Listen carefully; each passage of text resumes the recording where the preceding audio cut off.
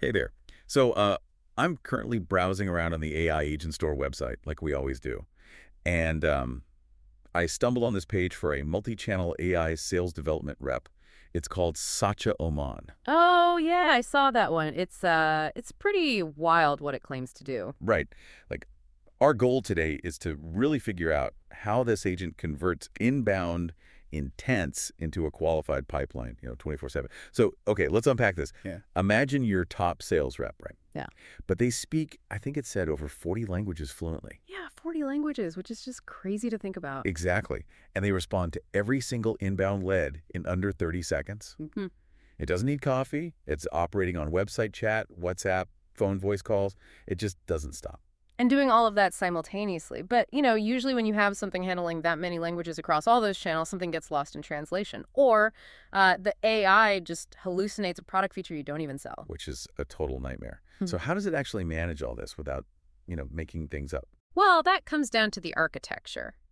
It uses this managed single-tenant setup, so it's got a dedicated PostgreSQL database. Wait, let me stop you there for a second. For anyone listening who isn't like a database engineer, a single tenant setup basically means you aren't sharing an apartment building with other companies' data, right?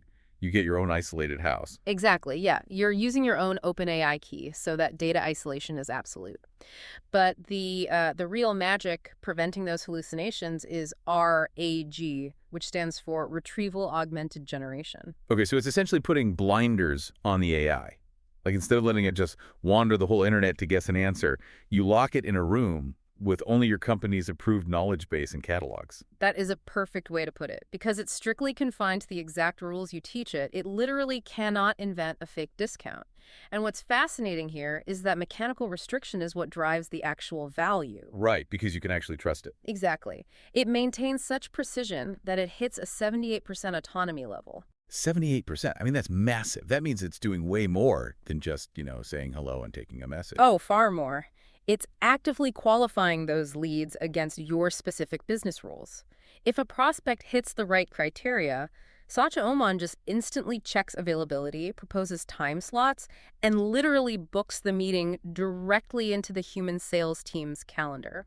So it just completely eliminates those missed opportunities that inevitably happen at, like, 2 in the morning. Precisely.